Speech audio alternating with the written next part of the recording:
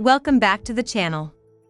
This is the latest view of Harry Dent on the current economic situation and what's next for the economy.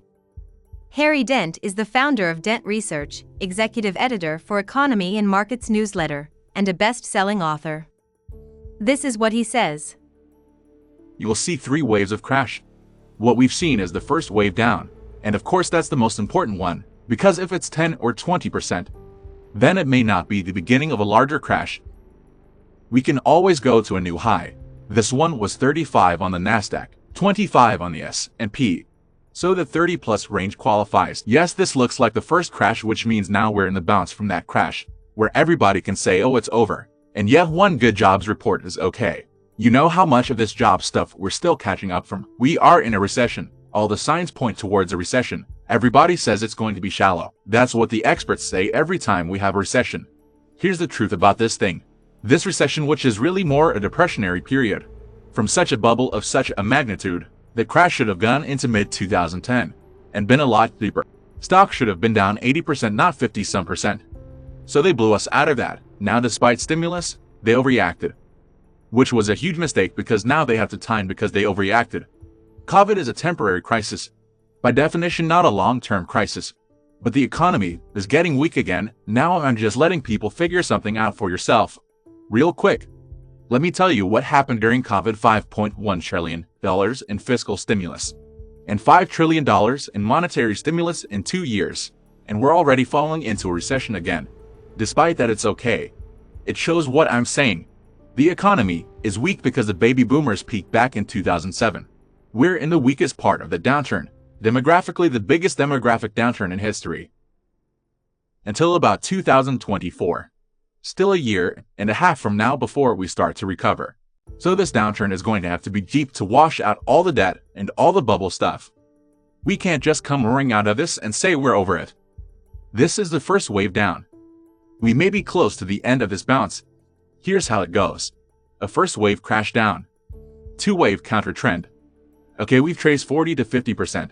We would trace about 40%. Now, so this could be over soon. Then you get the next wave down. That's called the third.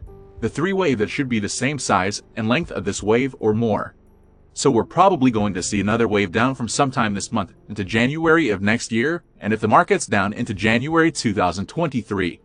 Just a January indicator will tell you the whole year is going to be down. So that'd be the next wave, then you'll get a bounce. And then the final wave will come into late 2023 or early 2024. That's what you should expect after a bubble of this magnitude. Especially one that's been stretched and stretched and stretched. The economy's never been able to wash out all the success of 600 trillion of financial assets that are more overvalued than any time in history.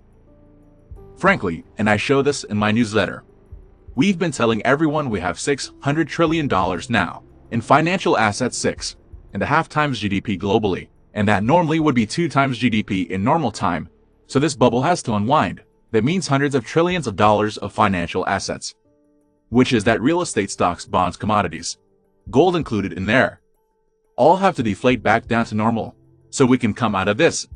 And we have to flush out bad debts. The highest debt ratios can't even compare. The debt ratios globally and domestically to the roaring 20s and past bubbles like this.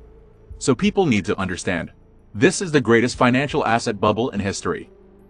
There's no soft landing to this period. There's no magic way to get out of it. Now that this thing is cracked this far, I've been telling everyone for months and years now. It'll come to a point where they keep stimulating, but it's not enough, and the economy breaks down. Anyway, we are in the beginning phases of that. And it's very, very likely this is going to continue. So don't listen to all the clueless economists that never thought this could happen in the first place, and saying, well, this will be a mild recession and the worst is over. I'm telling you it is not. And you are risking your assets if you do not take this seriously. All you got to do is be more conservative, being the highest quality bonds. While this crisis is happening, now all you need to be is out for about 2 years to let this happen. If I'm wrong, you'll miss the last some minor gains after things have gone up so much that they're so overvalued. If I'm right, you're gonna save your assets while most people you know are gonna lose them and never get back to even again. This is once in a lifetime. This is not another recession. It's not another 20 stock crash. This is going to be the biggest crash you have seen in your lifetime. More comparable to the 30s.